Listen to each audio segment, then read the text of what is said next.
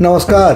कहानी कलश में आपका हार्दिक अभिनंदन है और आज मैं आपके लिए डायरी का एक पन्ना लेकर उपस्थित हुआ हूं और कक्षा 10वीं के लिए है। इस पाठ में डायरी का एक पन्ना का पहले मैं एक्सप्लेन कर दूंगा, फिर उसके बिंदुवार तरीके से उसके जो समरी आपको हम देने की कोशिश करेंगे और कॉम्पिटेंसी बेस्ड जितने भी इसमें क्वेश्चंस बनते हैं, प्रश्न बनते हैं, उन प्रश्नों के उत्तर सहित आपके सामने लेकर आऊँगा। तो आइए शुरू करते हैं डायरी का एक पन्ना। सबसे पहले लेखक परिचय। सीताराम सेकसरिया, जन्म 1892 में राजस्थान के नवलगढ़ में जन्मे सीताराम सेकसरिया का अधिकांश जीवन कलकत्ता में बीता। व्यापार व्यवसाय से जुड़े सेकसरिया अनेक साहित्यिक, सांस्कृतिक और नारी शिक्षण संस्थाओं के प्रेरक, संस्थापक, संचालक रहे। महात्मा गांधी के आह्वान पर स्वतंत्रता आंदोलन में बढ़ चढ़ कर हिस्सेदारी की। गुरुदेव रविन्द्रनाथ ठाकुर, महात्मा गांधी, नेताजी सुभाष चंद्र बोस के करीबी रहे। सत्याग्रह आंदोलन के दौरान जेल यात्रा भी की। कुछ साल तक आज़ाद हिंद फौज के मंत्री भी रहे।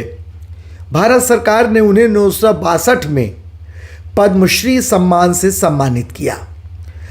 सीताराम सेकसरिया को विद्यालयी शिक्षा पाने का अवसर नहीं मिला। स्वाध्याय से ही पढ़ना लिखना सीखा। स्मृति के कण, मन की बात, बीता युग, नई याद और 2 भागों में एक कार्यकर्ता की डायरी उनकी उल्लेखनीय कृतियां हैं। सबसे पहले पाठ प्रवेश करते हैं। डायरी का एक पन्ना का पाठ प्रवेश क्या उस पाठ में है?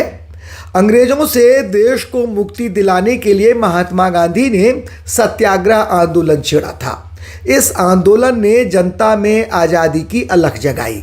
देश भर से ऐसे लाखों लोग सामने आए जो इस महासंग्राम में अपना सर्वस्व निछावर करने को तत्पर थे। 26 जनवरी 1930 को गुलाम भारत में पहली बार स्वतंत्रता दिवस मनाया गया था। यह सिलसिला आगे भी जारी रहा। आज़ादी के 2.5 साल बाद 1950 में यही दिन हमारे अपने गणतंत्र के लागू होने का भी दिन बना। प्रस्तुत पाठ के लेखक सीताराम सेकसरिया आज़ादी की कामना करने वाले उन्हीं अनंत लोगों में से एक थे। वह दिन प्रतिदिन जो भी देखते, सुनते और उन्हीं महसूस करते उसे अपनी निजी डायरी में दर्ज कर लेते थे। यह क्रम कई वर्षों तक चलता रहा।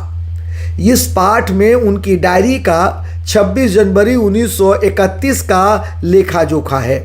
26 जनवरी 1931 का लेखा जोखा है।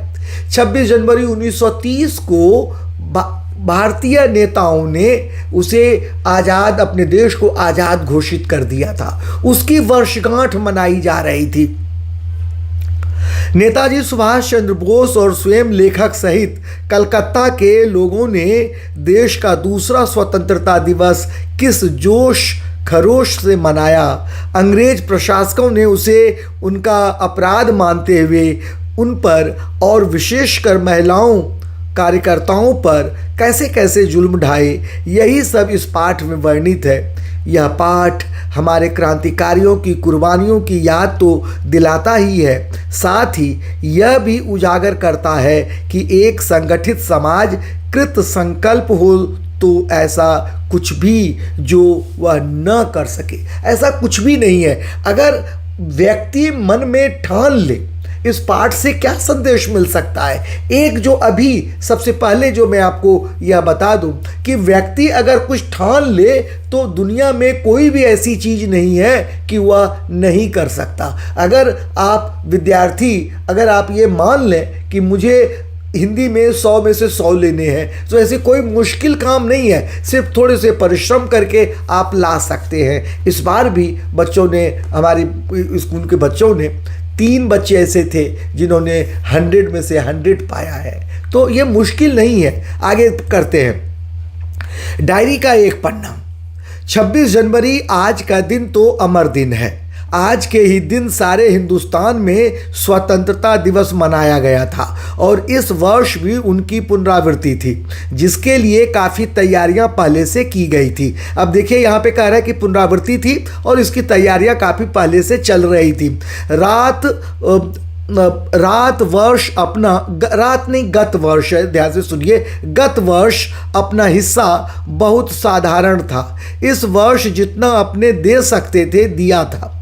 केवल प्रचार में 2000 रुपया खर्च किया गया था। सारे काम का भार अपने समझते थे, अपने ऊपर है, और इसी तरह जो कार्यकर्ता थे उनके घर जा जाकर समझाया था। इस प्रकार से इस 26 जनवरी 1931 को अमर बनाने के लिए उस समय जो कार्यकर्ता थे, स्वतंत्रता सेनानी थे, उन्होंने दिलो जान से उसमें पूरी मेहनत की थी और उसको यादगार बनाना चाहते थे।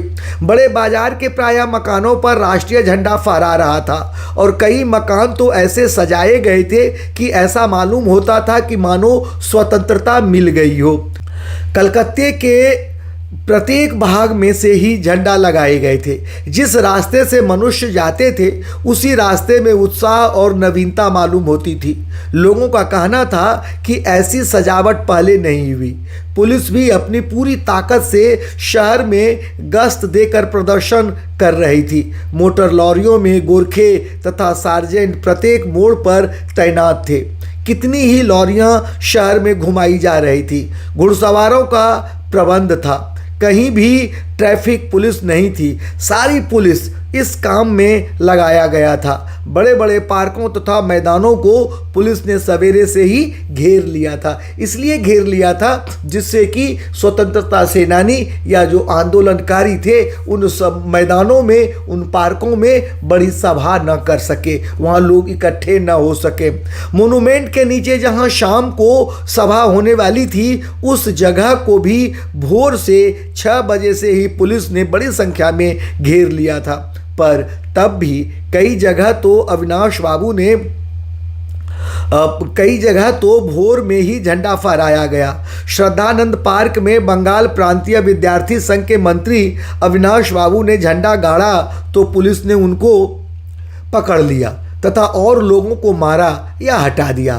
तारा सुंदरी पार्क में बड़ा बाजार कांग्रेस कमेटी के युद्ध मंत्री हरिश्चंद्र सिंह झंडा फहराने गए पर वे भीतर न जा सके। वहां पर काफ़ी मारपीट हुई। 2-4 आदमियों के सिर फट गए। गुजराती सेविका संघ की ओर से जुलूस निकला जिसमें बहुत सी लड़कियां थीं, उनको गिरफ्तार कर लिया गया था। ये उस समय का हाल हो गया था। 11 बजे मारवाड़ी बालिका विद्यालय की लड़कियों ने अपने विद्यालय में झंडोत्सव मनाया। जानकी देवी मदालसा आदि भी गई थी। देखिए, इन महिला नेत्रियों का आपको नाम याद रखना चाहिए, जिससे कि अगर प्रश्न वहाँ पर आए कि सुभाष बाबू के आंदोलन को सफल बनाने में महिलाओं का किस प्रकार योगदान है, तो वहाँ पर उनके नाम को जानकी देवी, मदालसा आदि का नाम दिया जाएगा, देना चाहिए। तभी आपका प्रश्न जो है ज़्यादा दमदार बनेगा, ज़्यादा अच्छा बनेगा और उसमें अंक मिलेंगे। लड़कियों को उत्सव का क्या महत्व है मालूम है, मतलब है, समझाया गया था। एक बार मोटर में बैठकर सब तरफ घूम कर देखा तो बहुत अच्छा मालूम हो रहा था। जगह जगह फ़ोटो उतर रहे थे। अपने भी फ़ोटो को काफ़ी प्रबंध किया था, फ़ोटो उतरवाने का यानी फ़ोटो खिंचवाने का। 2-3 बजे कई आदमियों को पकड़ लिया गया, जिसमें मुख्य पूर्णोदास और पुरुषोत्तम राय भी थे। सुभाष बाबू के जुलूस का भार पूर्णोदास पर था, पर यह प्रबंध पहले वह कर चुके थे। स्त्री समाज अपनी तैयारी में लगा था। जगह जगह से स्त्रियां अपना जुलूस निकालने की तथा ठीक स्थान पर पहुंचने की कोशिश कर रही थी। मोनूमेंट के पास जैसा प्रबंध भोर में था वैसा करीब 1 बजे नहीं रहा। इससे लोगों को आशा होने लगी कि शायद पुलिस अपना रंग न दिखलावे, पर वह कब रुकने वाली थी। 3 बजे से ही मैदान में हजारों आदमियों की भीड़ होने लगी और लोग टोलियां बना बनाकर मैदान में घूमने लगे। आज जो बात थी वह निराली थी। ये बात जो है कि निराली थी, अद्भुत थी। इसलिए निराली थी कि इससे पहले इतनी बड़ी संख्या में महिलाओं ने किसी आंदोलन में भाग नहीं लिया था और इतनी बड़ी संख्या में इससे पहले इस तरह से जोश और उत्साह से कलकत्ता में कोई आंदोलन नहीं चलाया गया था। जब से कानून भंग का काम शुरू हुआ है तब से आज तक इतनी बड़ी सभा ऐसे मैदान में नहीं की गई थी, और यह सभा तो कहना चाहिए कि ओपन लड़ाई थी। पुलिस कमिश्नर का नोटिस निकल चुका था कि अमुक अमुक धारा के अनुसार कोई सभा नहीं हो सकती। जो लोग काम करने वाले थे उन सबको इंस्पेक्टरों के द्वारा नोटिस और सूचना दे दी गई थी कि आप यदि सभा में भाग लेंगे तो दोषी समझे जाएंगे। इधर काउंसिल की तरफ से नोटिस निकल गया था कि मोनूमेंट के नीचे ठीक 4:24 पर झंडा फहराया जाएगा तथा स्वतंत्रता की प्रतिज्ञा पढ़ी जाएगी। सर्वसाधारण की उपस्थिति होनी चाहिए। खुला चैलेंज था।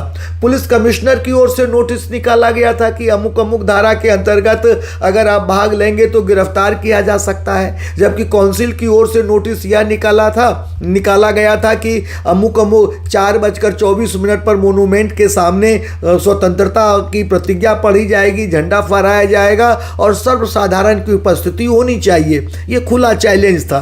ठीक 4:10 पर सुभाष बाबू जुलूस लेकर आए। उनको चौरंगी पर ही रोका गया, पर भीड़ की अधिकता के कारण पुलिस जुलूस को रोक नहीं सकी। मैदान के मोड़ पर पहुंचते ही पुलिस ने लाठियां चलानी शुरू कर दी। बहुत आदमी घायल हुए। सुभाष बाबू पर भी लाठियां पड़ी। सुभाष बाबू बहुत जोरों से वंदे मातरम बोल रहे थे। ज्योतिर्मय गांगुली ने सुभाष बाबू से कहा, आप इधर आ जाइए, पर सुभाष बाबू ने कहा आगे बढ़ना है। यह सब तो अपने सुनी हुई लिख रहे हैं, पर सुभाष बाबू का और अपना विशेष फासला नहीं था। सुभाष बाबू बड़े जोर से वंदे मातरम बोलते थे। यह अपनी आँख से देखा। पुलिस भयानक रूप से लाठियां चला रही थी।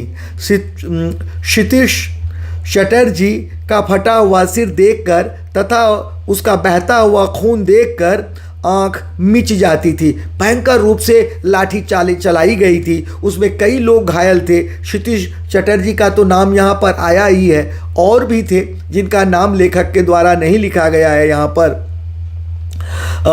खून देखकर आंख मिच जाती थी। इधर यह हालत हो रही थी, उधर स्त्रियां मोनूमेंट की सीढ़ियों पर चढ़ झंडा फहरा रही थी और घोषणा पढ़ रही थी। स्त्रियां बहुत बड़ी संख्या में पहुंच गई थी।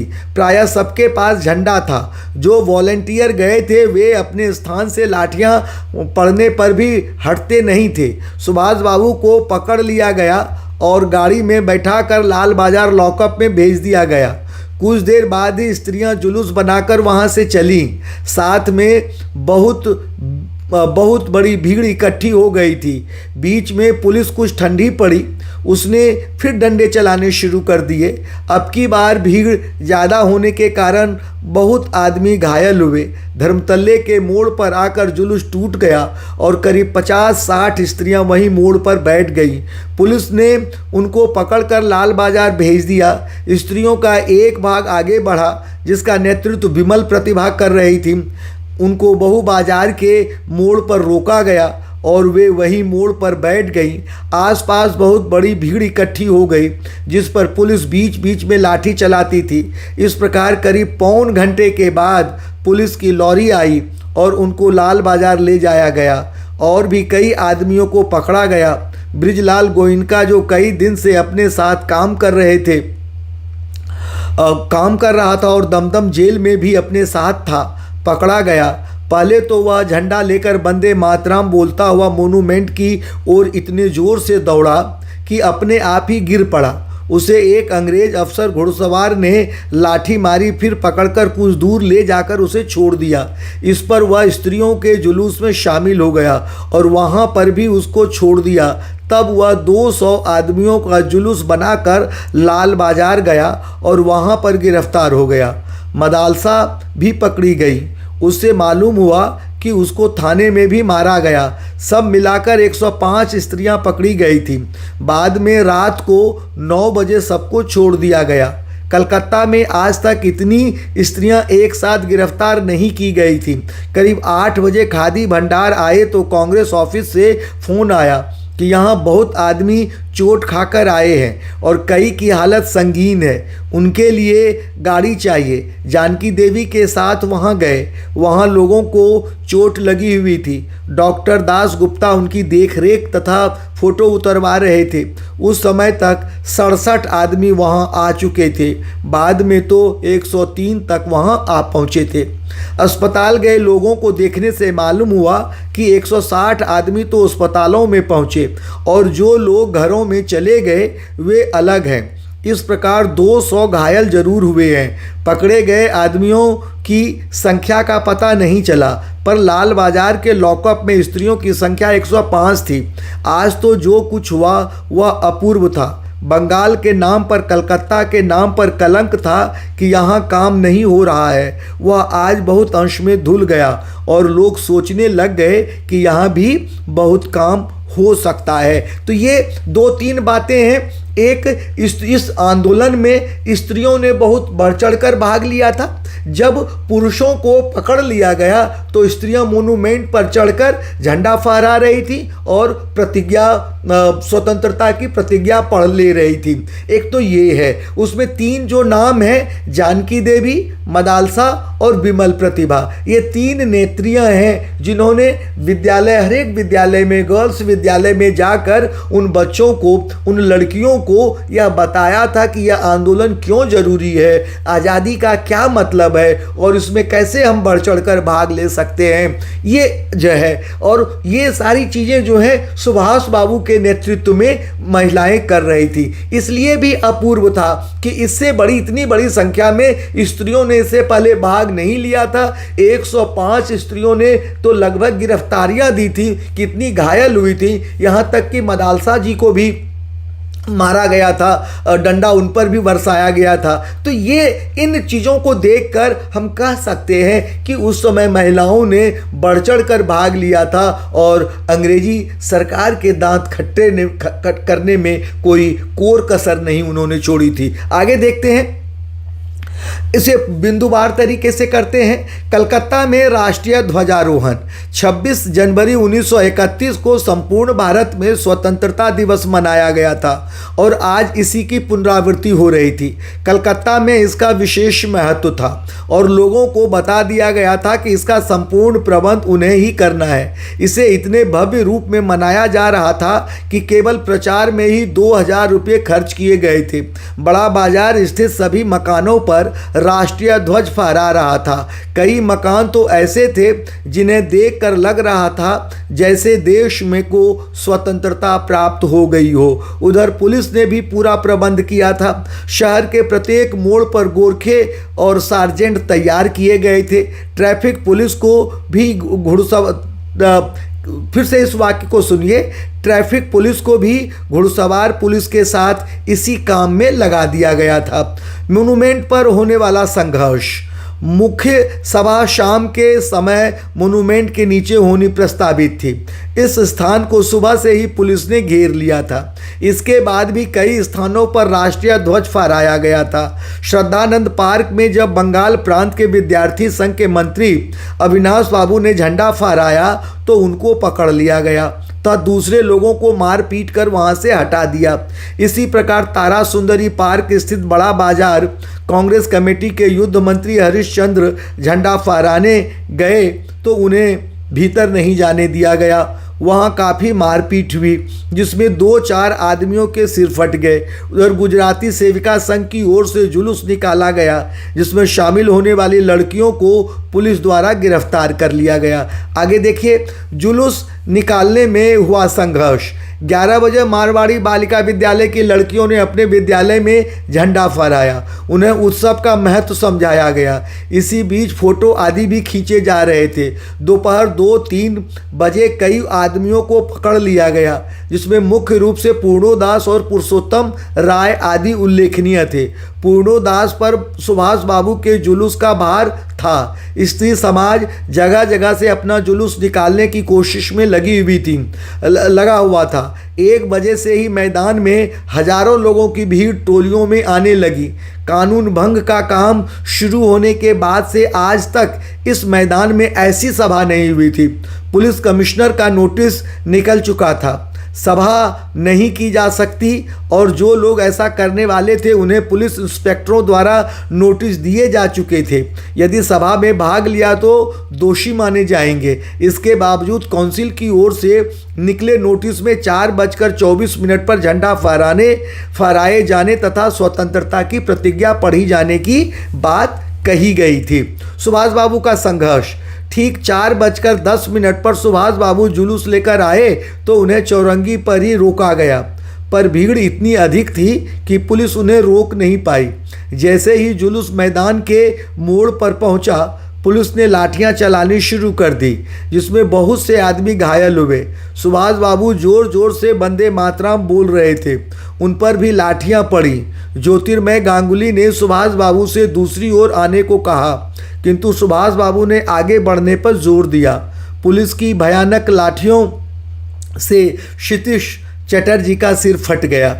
स्त्रियों का संघर्ष एवं सुभाष बाबू की गिरफ्तारी।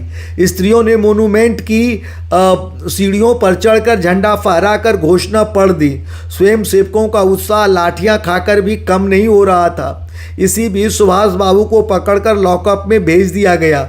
स्त्रियों का जुलूस भी निकला और पुलिस का लाठी चार्ज भी हुआ, जिसमें अनेक लोग घायल हुए। धर्मतल्ले के मोड़ पर जुलूस टूट गया और 50-60 स्त्रियां वहीं बैठ गईं, जिन्हें पुलिस ने लाल बाजार जेल भेज दिया।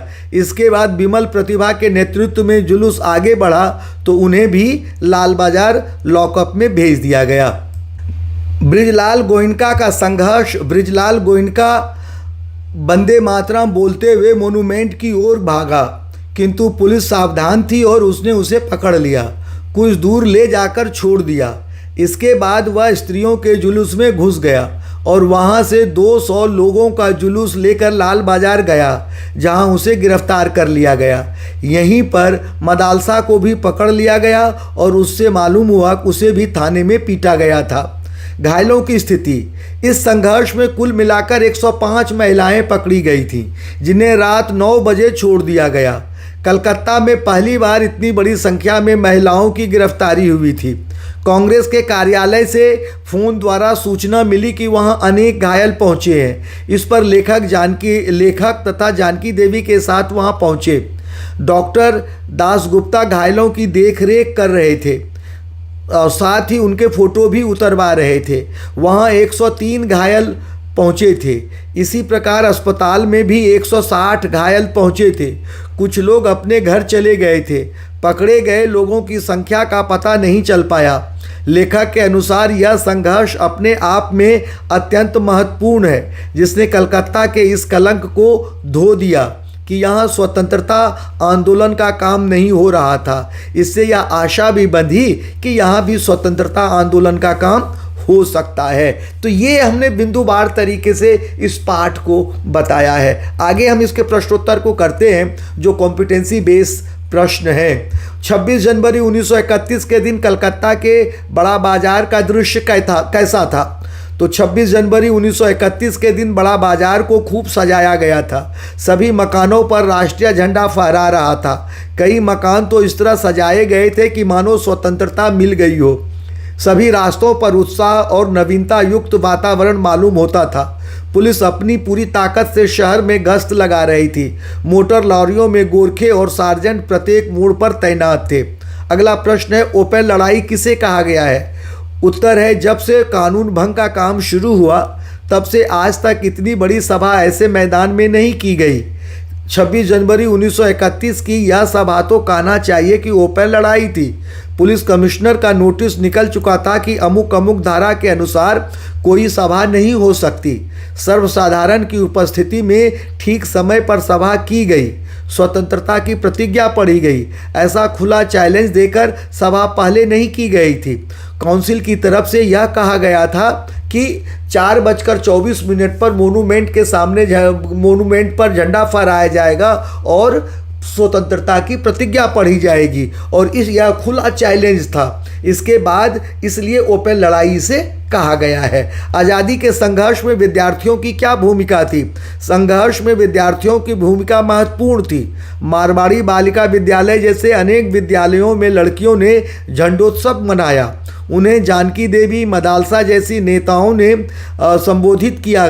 तो बंगाल प्रांतीय विद्यार्थी संघ के मंत्री अविनाश बाबू ने भी झंडा फहराने की अग्रणी भूमिका निभाई। इससे पता चलता है कि स्वतंत्रता संघर्ष में विद्यार्थियों का भी महत्वपूर्ण स्थान है। जुलूस निकालने वालों तथा झंडा फहराने वालों के साथ पुलिस कैसा व्यवहार कर रही थी? जुलूस निकालने वालों तथा राष्ट्रीय झंडा फहराने वालों के साथ पुलिस कठोरता और बर्बरता का व्यवहार कर रही थी।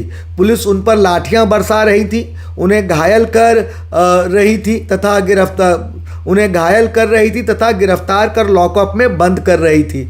अगला प्रश्न है कि डायरी का एक पन्ना पाठ युवा पीढ़ी को किस प्रकार प्रेरित करता है? यह पाठ भावी पीढ़ी के मन में देश प्रेम का भाव उत्पन्न करता है। यह भावी पीढ़ी को देश की स्वतंत्रता की रक्षा के लिए अपना सर्वस्व बलिदान देने की प्रेरणा देता है। लोगों में राष्ट्रीय झंडे के प्रति सम्मान का भाव पैदा करता है। अत्याचारी शासक का विरोध करने की शक्ति देता है। अगला प्रश्न है, सुभाष बाबू के जुलूस में स्त्री समाज की क्या भूमिका थी? सुभाष बाबू के जुलूस में स्त्री समाज की महत्वपूर्ण भूमिका रही। भारी पुलिस व्यवस्था के बाद भी जगह जगह स्त्री जुलूस लिए टोलियां बन गई थी, जुलूस के लिए टोलियां बना रही थी।